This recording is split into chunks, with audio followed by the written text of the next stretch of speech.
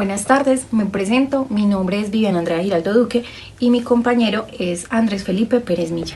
Nosotros elegimos el ciclo del carbono, pero primero les voy a hablar sobre la introducción.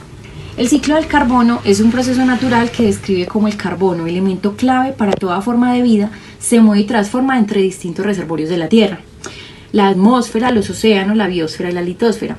Este ciclo no solo permite la existencia de los ecosistemas, sino que también mantiene el equilibrio climático global. ¿Por qué elegimos este ciclo? Lo elegimos por estar más relacionado con el cambio climático, ya que al quemar combustibles fósiles como el petróleo, el carbón y el gas, se libera dióxido de carbono a la atmósfera. Este gas impide que el calor que recibe la Tierra a través del Sol se libere nuevamente al espacio, lo cual va generando el efecto invernadero. Este ciclo nos pareció más importante para entender cómo nuestras actividades impactan en el clima y en el equilibrio del planeta. También influye la importancia de los nutrientes del suelo con la captura del dióxido de carbono por las plantas, convirtiéndolo en glucosa y oxígeno y permitiendo que ellas obtengan así su energía. Además de que las industrias influyen con la quema de combustibles fósiles, lo que hizo más relevante ante los demás ciclos y decidimos ahondar más en él. Funcionamiento del ciclo con sus transformaciones químicas.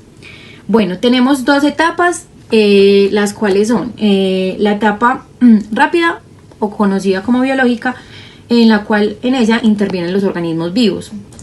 Tenemos entre ellos la fijación del carbono por las plantas, en las cuales las plantas y algunas bacterias realizan un proceso de fotosíntesis. Fijan el carbono al utilizar la luz solar y el dióxido de carbono de la atmósfera. Y tenemos la liberación del carbono a la atmósfera, en la cual se libera el CO2 a la atmósfera debido a la respiración celular en los organismos vivos, a la respiración de las plantas durante la noche y a la descomposición de la materia orgánica tras la muerte de los seres vivos. Tenemos la otra etapa, que es la lenta o la geológica, en la cual participan procesos químicos y físicos que movilizan el carbono a lo largo de millones de años. Entre ellas se comprenden la mineralización y la sedimentación del carbono. En esta, el carbono se acumula en el suelo y en los océanos, formando depósitos que con el tiempo pueden convertirse en rocas sedimentadas, fósiles y combustibles fósiles. Tenemos la liberación del carbono por el metamorfismo y el vulcanismo. Cuando las rocas que contienen carbono se desplazan o sufren transformaciones internas, liberan este elemento. También se libera carbono durante las erupciones volcánicas. Y por último tenemos la emisión de CO2 y metano por las actividades de nosotros, las personas, seres vivos, en el cual está la minería, la quema de combustibles fósiles y diversos procesos industriales, en los cuales se liberan grandes cantidades de carbono en forma de CO2 y CH4 a la atmósfera, lo que intensifica el efecto invernadero. Ecuaciones químicas. Les hablaré sobre la fórmula de la fotosíntesis en la cual tenemos el 6CO2, que es el dióxido de carbono, en el cual las plantas absorben el dióxido del aire a través de los estomas en sus hojas. Tenemos 6H2O, el agua, que es absorbida por las raíces de las plantas desde el suelo. Y la luz, que es la energía solar, que es capturada por la clorofila, el pigmento verde de las hojas, que permite que la fotosíntesis ocurra. Producto de esta fotosíntesis tenemos la glucosa, que es el C6H12O6, que este azúcar es un simple producto principal de la fotosíntesis y se utiliza como fuente de energía para su crecimiento y desarrollo. Y tenemos el oxígeno, el 6O2, que este es un subproducto de la fotosíntesis que se libera a la atmósfera, que es esencial para la respiración de la mayoría de los seres vivos de la Tierra. Tenemos la fórmula de la respiración celular aeróbica, en la cual se da primero que todo la glucólisis que ocurre en el citoplasma, donde una molécula de glucosa C6H12O6 se descompone en dos moléculas de piruvato, liberando una pequeña cantidad de ATP y NADH. Tenemos por segundo el ciclo de Krebs, donde también es conocido como el ciclo del ácido cítrico. En él tienen lugar las mitocondrias, que aquí el piruvato se descompone aún más, produciendo el CO2, ATP y los transportadores de electrones. Y por último tenemos la cadena de transporte de electrones, que en esta etapa los electrones se transfieren a través de una serie de proteínas en la membrana mitocondrial, lo que genera un gran número de moléculas ATP y produce el agua como subproducto al combinarse con el oxígeno, que se utiliza como aceptor final de electrones. Por último, les hablaré de dos de las acciones para revertir o mitigar este ciclo. Una de ellas es reducir el uso de consumo de carnes rojas, ya que principalmente la producción de carne de res es uno de los más generadores de gases, lo que llevan a generar más huella de carbono. Entonces, reducir el consumo de estas carnes pueden ayudarnos a mitigar un poco ese daño.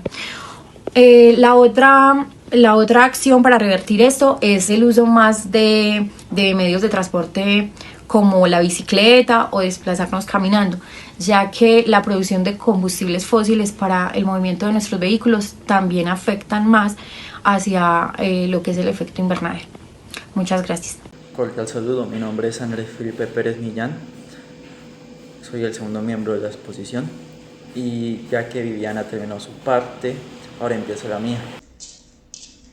En primer, tenemos cómo se integra este ciclo en los procesos naturales. Tenemos la interacción entre el océano y la atmósfera, ya que en primer punto está el intercambio de gases, donde el CO2 se disuelve en la superficie del océano y al mismo tiempo el agua de mar puede liberar CO2 a la atmósfera. Esto ocurre gracias a factores como la temperatura del agua, la presión atmosférica y la concentración de CO2. Aunque entre mayor es la cantidad de CO2 en el océano, menor es su capacidad de absorber dicha sustancia. También está el impacto en los ecosistemas marinos, ya que la acidificación del océano, resultado del aumento de CO2, tiene efectos nefastos para el ecosistema marino, ya que la disminución del pH afecta a organismos calcáreos en su capacidad para formar estructuras de carbonato de calcio. Después tenemos las formas de carbono en la atmósfera. El primero de todos, el más famoso, es el dióxido de carbono, que tiene un papel clave en el efecto invernadero, ya que este atrapa el calor de la atmósfera, no permite que el calor del sol salga. Y por otro lado está el metano, que aunque es menos famoso, es todavía más agresivo que el dióxido de carbono, a pesar de que su vida útil, por decirlo de alguna forma, sea más corta.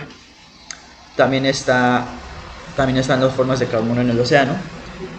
Una es el carbono inorgánico disuelto, que incluye el CO2, bicarbonato y carbonato.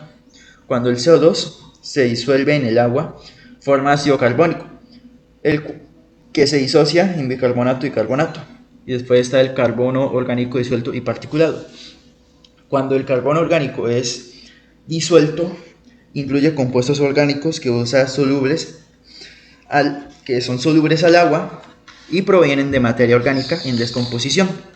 Y por el otro lado, cuando el carbono orgánico es particulado, se refiere a partículas de materia orgánica que flotan en el agua provenientes de restos orgánicos muertos. Y ahora está la influencia humana en este proceso. En primer lugar tenemos la quema de combustibles fósiles, ya que esto aumenta de forma significativa la cantidad de CO2 proveniente en la atmósfera. Después está la deforestación, lo cual también aumenta la cantidad de carbono, ya que los árboles, como cualquier otro ser vivo, al fallecer libera carbono, y además también se elimina los seres vivos que procesan dicho carbono para que sea oxígeno. Y por último está la ganadería intensiva, ya que estas prácticas aumentan también las emisiones del metano, que como dijimos anteriormente es incluso más agresivo que el CO2. Y por último estarían algunas acciones para revertir o mitigar estos daños. Mi compañera ya expuso los primeros dos, ahora yo expuso los otros dos, que es el uso de electrodomésticos de bajo consumo para así emitir la menor cantidad de CO2 a la atmósfera posible, y programas de reforestación de bosques y de conservación de océanos, ya que sin esto el ciclo del carbono estaría incompleto y por ende habría cada vez mayor acumulación del calor en la atmósfera y el planeta sería cada vez menos viable. Y con eso finalizaríamos el video. Agradezco mucho su atención.